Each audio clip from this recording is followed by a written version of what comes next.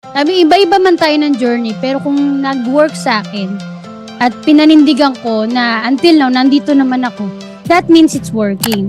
Dadating kayo sa point na kahit hindi kayo mag-promote, si Fiverr na ang bahala sa inyo. Yung tipong may assistant na ako. Ayan o, it's a match, it's a match, it's a match. Kung ano man yung skill na pinag-aaralan mo, practicein mo, and then apply.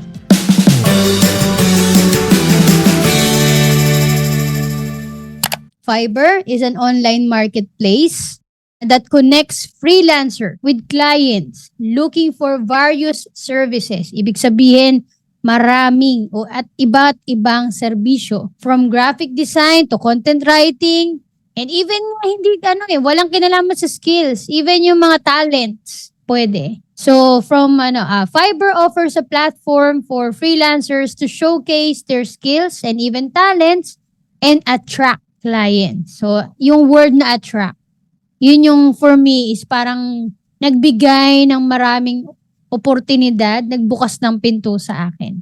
Ang Fiverr ay parang tindahan, parang karinderya na bukas 24 oras. Parang Sharon na.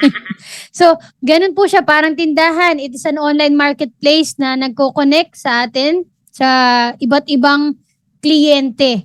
Hindi lang siya kumpanya. So, kunwari, di ba, sabi nyo nga, yung iba sa inyo, nagbukas na ng inyong mga tindahan. Ngayon, nakapagbukas po ba kayo? Nakapaggawa po ba kayo ng ititinda nyo? Meron na po ba kayong tinitinda dun sa inyong mga Fiverr? Wala pa. Si Net, wala pa. Kakapasok mo pa lang dun sa VIP. Yes, si Randy, meron na. Meron ka ng tinitinda. May kinalaman dun sa web scraping ba yun? Web scraping? Ganon? May kinalaman dun? Po. Kamusta yung iyong Fiverr account? Goods naman shop. Ay, yung pagka-create ko nun, mga 1 month pa siya bago makakuha ng client. Nakakuha ko for una. Isa siya. Then, nag-end lang siya ng mga 3 days. Kasi lang siya, madali lang siya and saglit lang talaga yung work na yun. Then after nun, wala na. Pero nagkikreate pa mga panibago po. Yung mga inaalam ko na skill, nilalagay ko lang doon. Ay, naman pala. Meron ka naman pala na. Ba't nandito? Biglang, ba't nandito ka pa?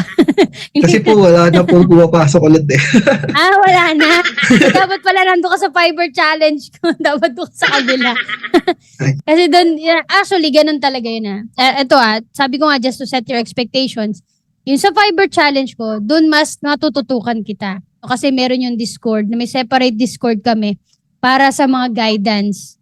Okay? And itong webinar natin na to, binibigyan ko kayo ng kaalaman. Pero yung the how itself is there. Okay? So just in case na kailangan nyo pa ng assistance doon yun. Okay? Pero hindi ko naman kayo parang wala lang tong webinar na to. Kasi syempre, meron akong mga pina-attend ko nga yung mga students ko kasi meron akong mga nakuha ng mga impormasyon na dito ko lang siya nailagay. Kaya buti mo ibang estudyante ko nandito. So, yun nga po sa Fiverr kasi, para ka nagbubukas ng tindahan at syempre sa tindahan, kailangan may laman, kailangan may titinda ka. At dahil nga yung madami sa atin, nagsisimula pa lang, hindi pa natin alam kung ano yung mismong ititinda. So, ang tendency is maglalagay tayo ng kahit anong pwedeng itinda. Tapos, alamin na lang natin kung alin dito yung mga magiging mabenta. Di ba ganun naman? Kunwari, tayo ka tindahan sa lugar mo. Hindi mo pa sure kung alin yung magiging mabenta. So, lahat pwede mong subukan. O kaya, narinig mo, parang mabenta ang dito, ang karne. O mabenta ang ice candy. So, magtitinda ka. And titingnan mo kung magiging patok talaga or hindi. Okay? Ganun lang din sa Fiverr. Now, ito po yung pruweba na ako po ay nagpa-Fiverr. Ayan po yung aking profile. Guys, ayan, sige, nakita ko napagsipaglapitan kayong lahat. yan po yung aking profile. Meron po akong mga feedback. Actually, may mga nadagdag na pong feedback. And so far, maganda naman po yung mga feedback sa akin. Na-maintain ko naman yung 5. And naka-level 2 and pro na rin po ako sa Fiverr. Ayan po, 2 lang po yung tinitinda ko sa ngayon. And kung gugustuhin ko, pwede naman po na magdagdag po ako. Kasi ang Fiverr, sa mga bago, I think ang ina-allow na nila ngayon is 4 na tinitinda. And pero, dati 7 kasi. Dati 7, ngayon 4 na lang. Pero mamamaximize nyo pa rin. Ayan din po yung katunayan na ako po ay may pro badge. Ayan, makikita mo yan sa gig ko na meron po akong pro badge. So, meron din kami mga target market pag pro ka. Ibig sabihin, kapag merong mga client na, ay, hindi na naman ng aso ko. Nasanay na. Kahit sa YouTube ko, masanay na kayo may mga background noise ako. Okay, anyway, going back. So, kapag pro ka po, pag nakuha ka as pro sa Fiverr, meron kayong, pwede kayo dun sa mga parang client or mga na mababa lang yung budget, ganyan. Pwede doon. O pwede rin na high-end. So, pareho namin cover yun. So, pag, diba, hindi naman lahat ng client naghahanap ng mura, diba? Meron mga clients na kayang magbayad ng malaki. Mas nila yung quality. So, yun, cover ko din yun dahil pro ako. And ito rin po yung mga na-complete ko as of the moment. Actually, may mga nadagdag pa po niyan. Naka 131 na po ako since nag-start. And ito po yung mga kinita ko. Ayan, nung June 21, pero meron na po mga nadagdag din po. Ayan po, ganyan po ganyan po ako mag-charge. Pero hindi ko po inaano na yabang naman ni Ma'am Shi, laki ng mga charge mo. Siyempre, meron akong pinagdaanan bago ako nakarating sa point na nakakapag-charge na po ako ng ganyan. And even mas malaki pa. Diba, nag-start din po ako kagaya ng mga nagsisimula na $5. Kahit may experience na po ako, nung lumipat ako sa Fiverr, balik ako talaga sa simula as 5. Okay? And that's okay. So mamaya meron tayong mga tips na ibibigay sa inyo. As of today, yan po yung pinakakinita ko na since nag-start po ako. Ito po yung kiniklear na ngayon na ibig sabihin, pag meron kayong trinabaho at na-complete within 12 days, 12 days po yung aantayin nyo bago nyo makuha yung pinakakita nyo. Ganun sa Fiverr. Okay? Pero sulit naman po yung antay.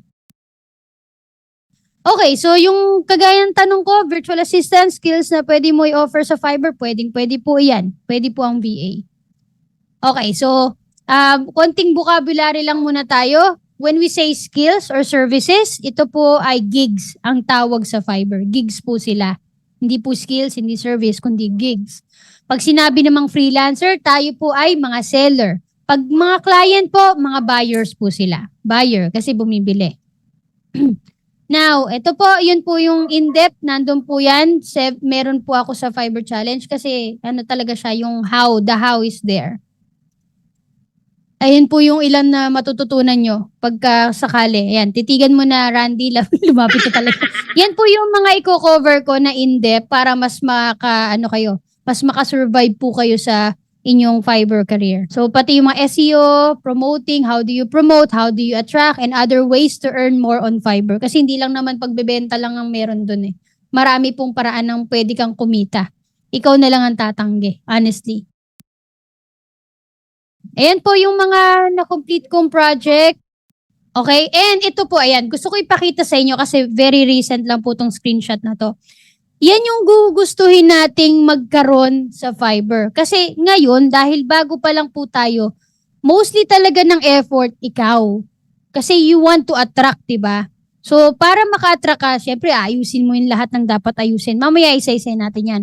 Pero, dadating kayo sa point na kahit hindi kayo mag-promote, si Fiverr na ang bahala sa inyo.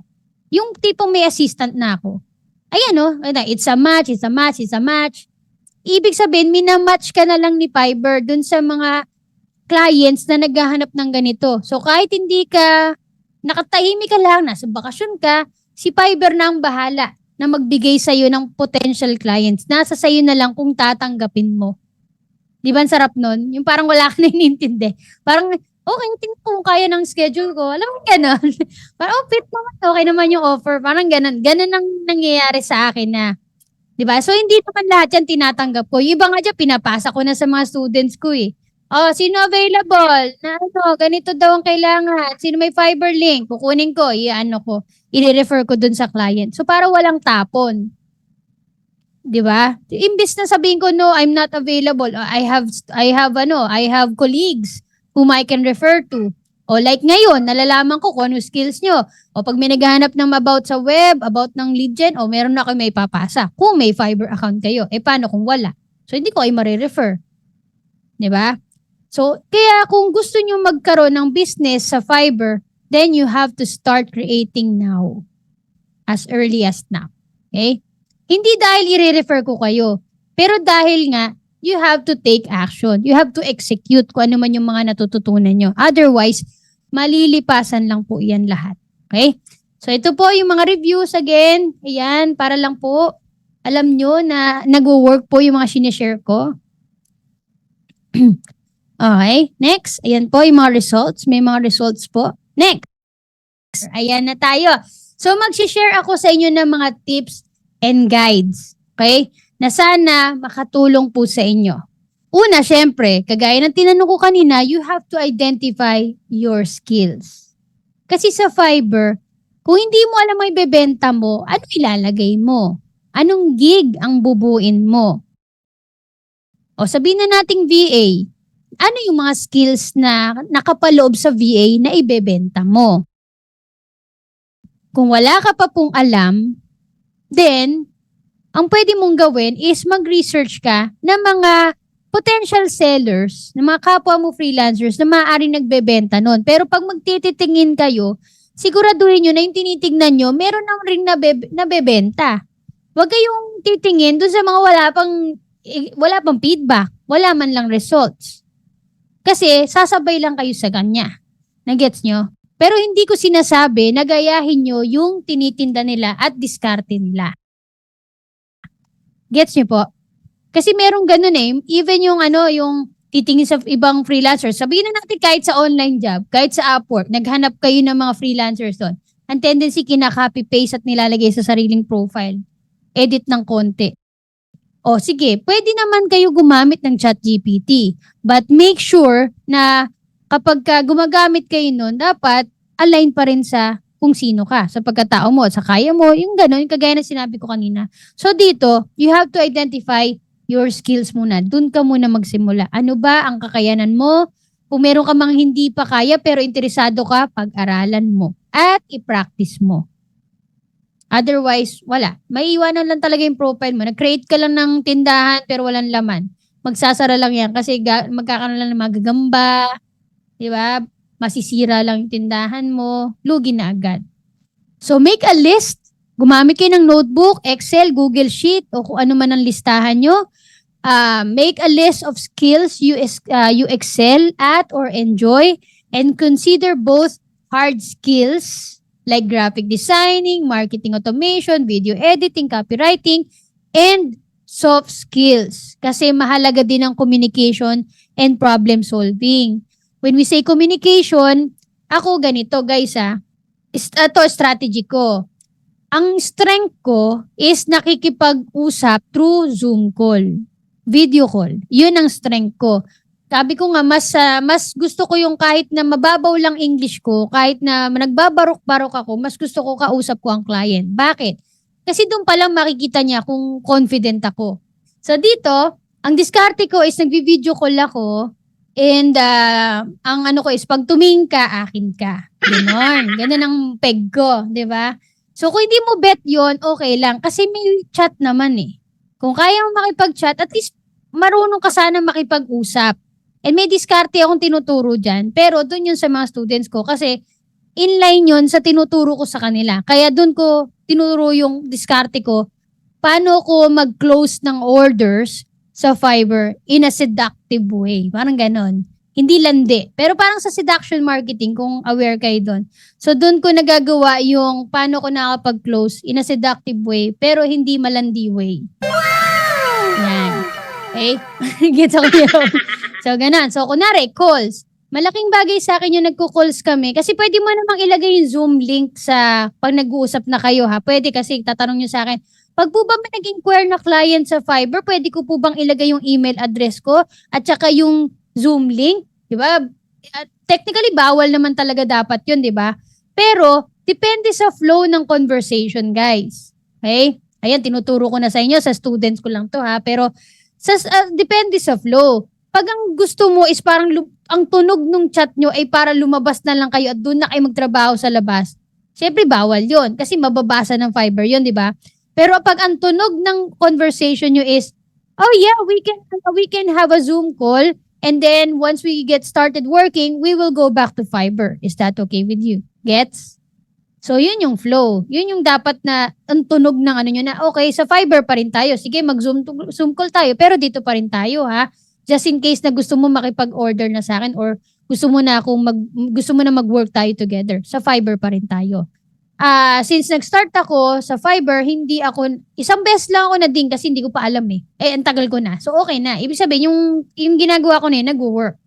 Kaya madalas, Zoom call talaga kami. Kaya yung sa mga screenshots ko kanina, di ba? Nakita nyo kahit nakasando ko, nagko-call ako sa client. It's never an issue sa akin kahit nakasando ko. Di ba? Yan. Sige, try nyo na rin magsando. Confidence is the key. Di ba? Nakalagay lang dyan, home-based kada ako. Kasi parang merong ano yun eh. Parang may charm yung sando ko na yun. Kaya lagi ko siyang suot. Ako naka-home-based kada ako na sando. Okay, so gano'n. Yun ang diskarte ko. Pero kung hindi nyo kayang mag-call or hindi kayo confident mag-call, kaya lang normally ng mga clients kasi talaga gusto may nakakausap. So, kung sa tingin mo, gusto mo talaga itong gawin na to, pag-aralan mo na rin. Kahit barok nga, walang problema. I mean, kung hindi naman appointment setting at call center yung ina-applyan, ba't ka matatakot? Ang ganito lang naman, ang flow ng conversation madalas dyan is mag-i-inquire sa iyong client, di ba? Magtatanong lang naman yung matutulungan mo siya. Kaya siya nag-inquire kasi nakita niya yung skills na ino-offer mo ay align sa kailangan niya. Yung kumbaga sasagot sa needs niya.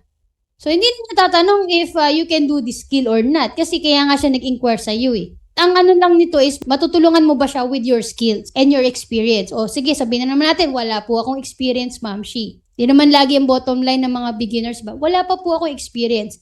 That is why, ang mga students ko ay isang malaking patunay na ang lagi kong sinasabi is, we create our own experience.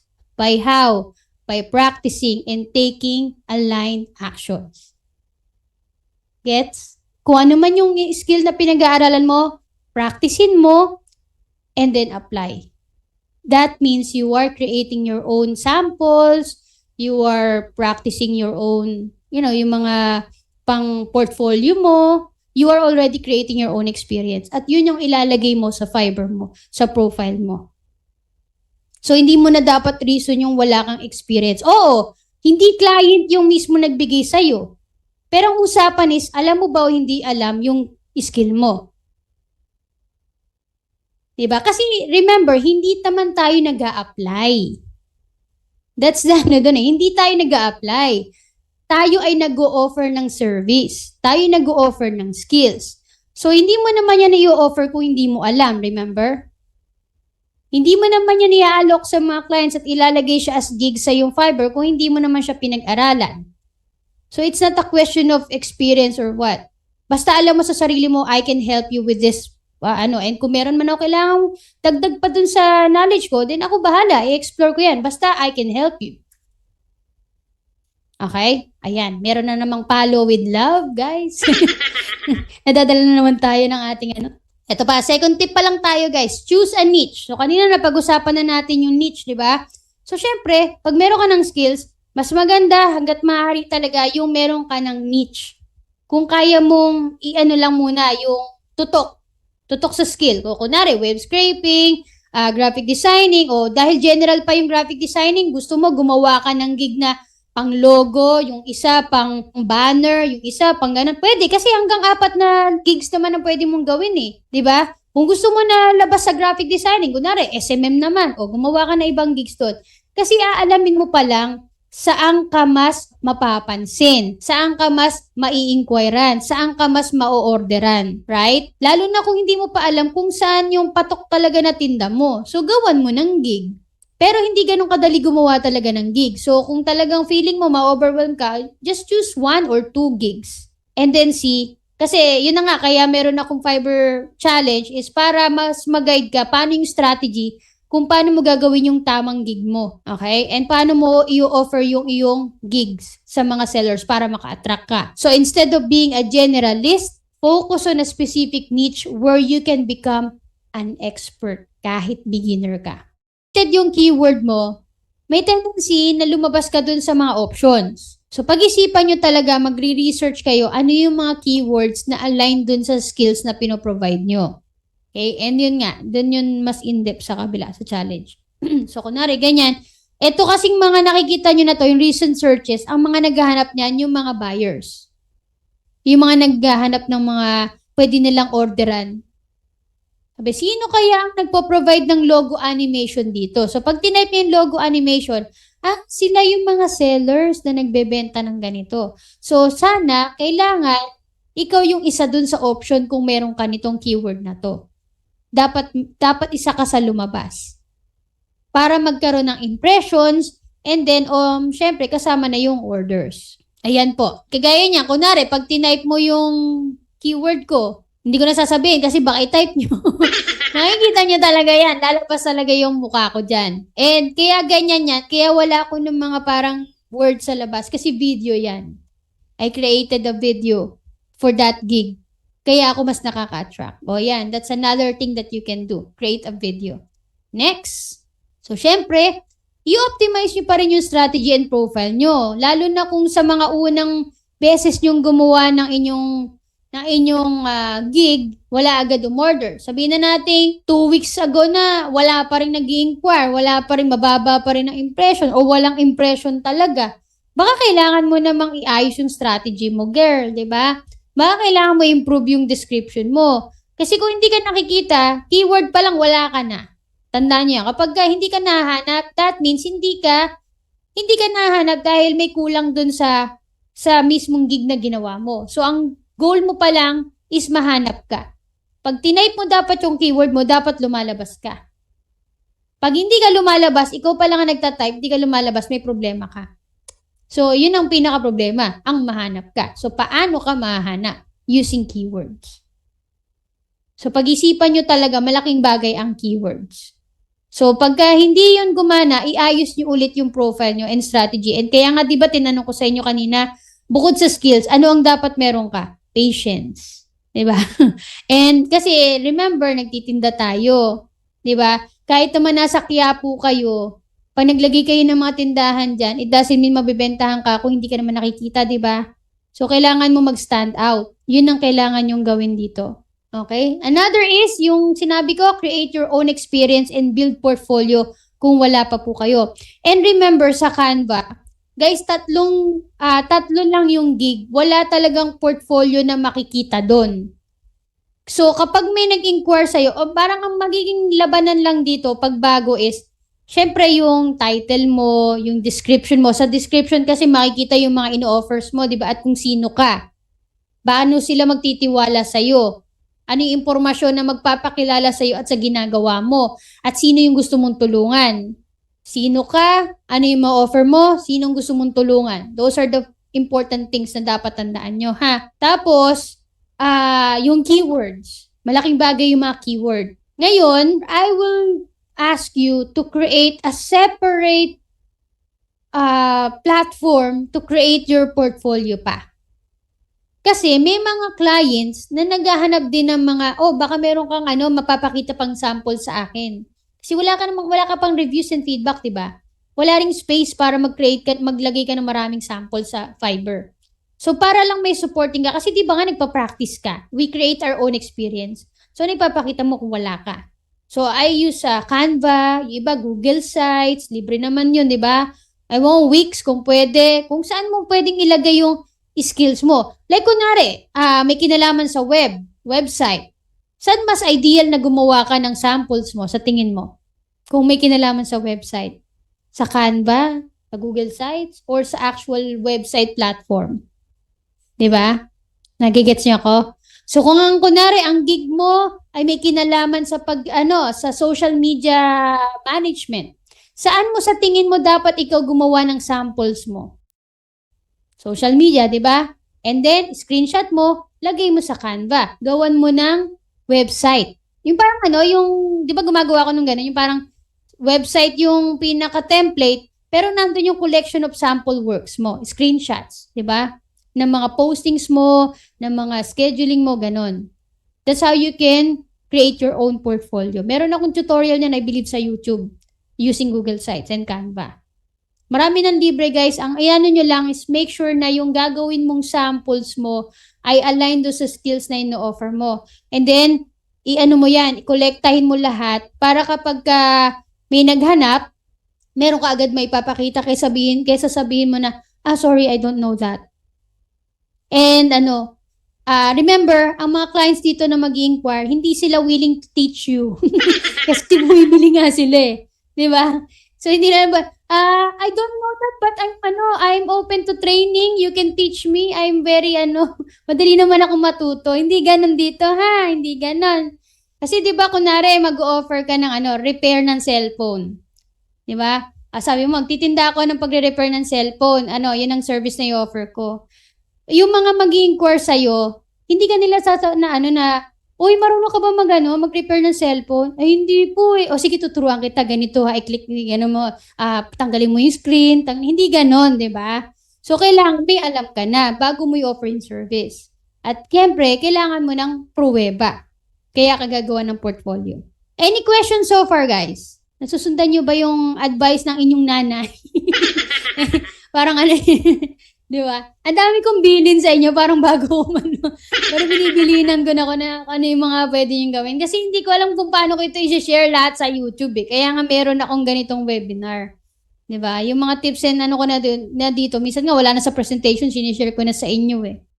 Focus on getting and positive reviews, ratings, and feedbacks. Like kagaya ni Randy kanina, sabi niya, meron na siyang mga nasimulan, ganyan. Nabigyan ka ng review, feedback, meron? Kahit maiksi? Hindi po. Ay, hindi. Sayang naman. Meron diskarte rin kasi dyan kung paano ka magkakaroon ng feedback and reviews. May diskarte dyan na i-share ko din yan eh.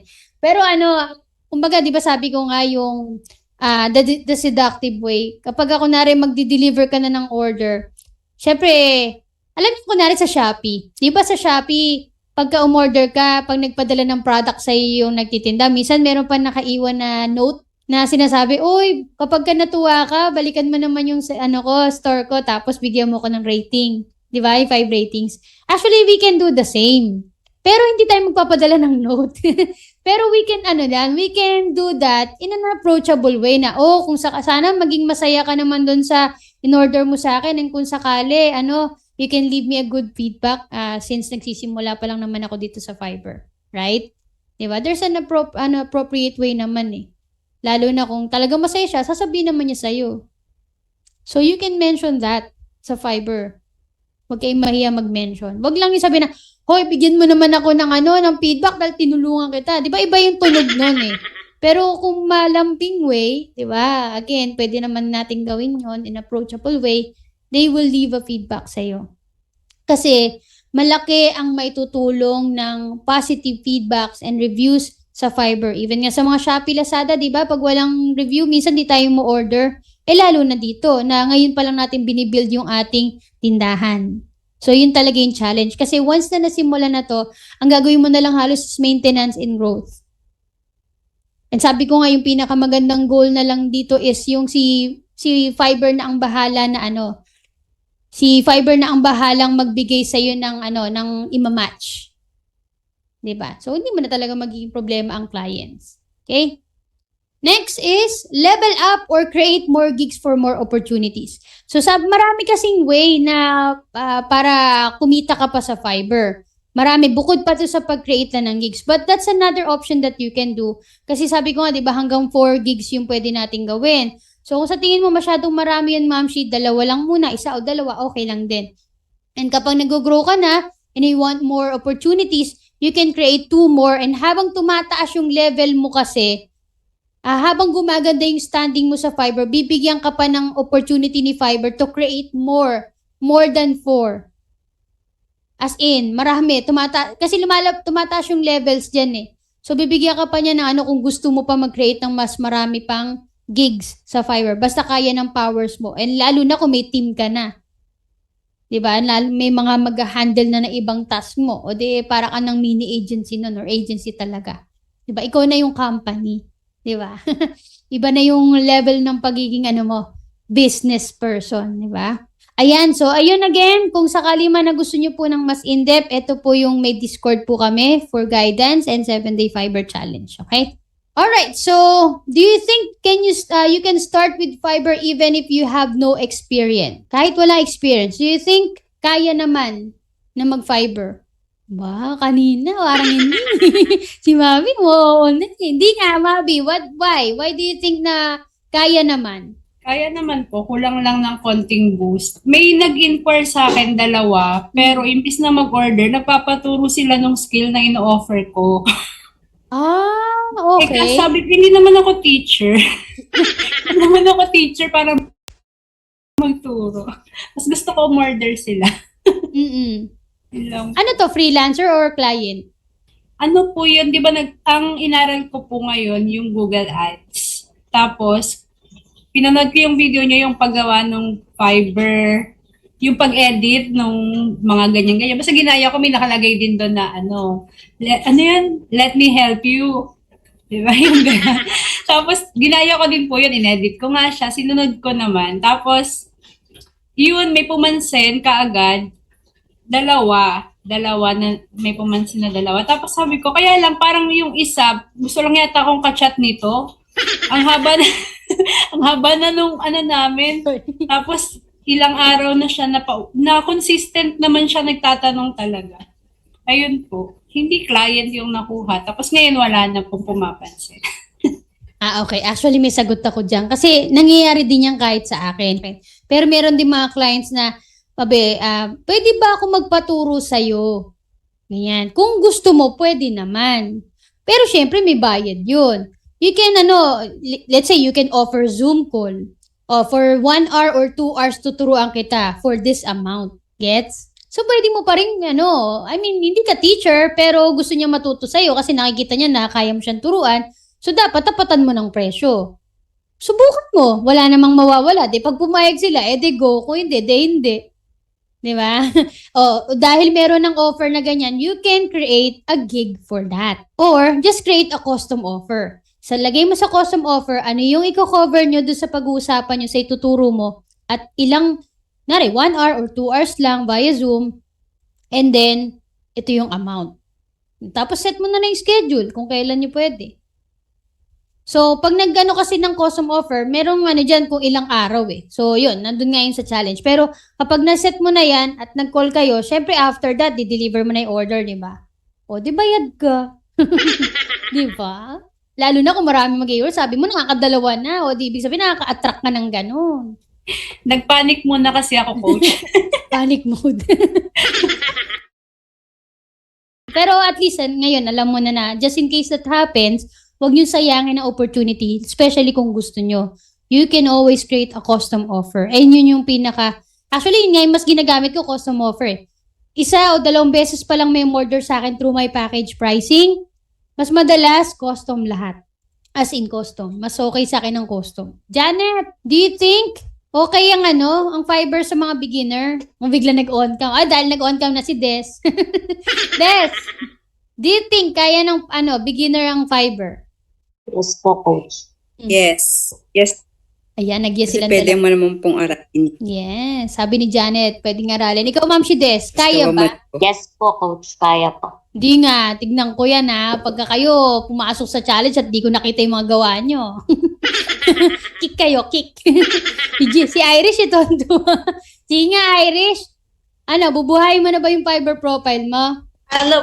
Actually wala pa akong profile niya kanina nung habang ko kayo, ko siya, naggawa ako, then sabi ko yes, try ko kaya, kasi napag-aaralan naman siya, tapos medyo parang po ako na okay pala to, parang okay siya. Tapos yun nga, di ba meron po kayong 70 cents ko, pwede kaya akong parang bigla po akong nagka-good idea tungkol dun sa topic natin ngayon. Yes. Sabi ko nga, iba-iba man tayo ng journey, pero kung nag-work sa akin at pinanindigan ko na until now, nandito naman ako, that means it's working. Diba? Kaya talaga. Kasi nag-start din naman akong beginner sa Fiverr eh. Diba? Bit ko lang yung mga naging skills ko nung VA ako to Fiverr. So, kung wala pa kayo, pwede naman na gayahin nyo rin yung ginawa ko. Di mag-aaral kayo ng skills. Yun ang bitbitin nyo sa Fiverr. Hindi naman kailangan ng maraming skills dito eh. Diba? Kahit 1 o 2 skills, basta ginalingan mo. Yun ay tinda mo. Parang ice candy lang yan. Marami nagtitinda na ice candy, pero paano mo pasarapan yung ice candy mo at paano siya makaka-attract? Yan lang yun. So kahit isang skill lang na maganda, na palaban, edi yun lang ang offer mo. Bro, di ba? Yun. Kaya ito, yung Fiverr, mas nagustuhan ko. Kasi kahit na ito lang yung skill ko, kilala naman ako Na-orderan naman ako. Kumikita nga ako Di ba? Kaya lang guys, kung ang hinahanap nyo, sige, mamaya na, baka daldal ko na naman. Sige, maunahan ko na naman yung aking, slides. Madaldal na naman ako.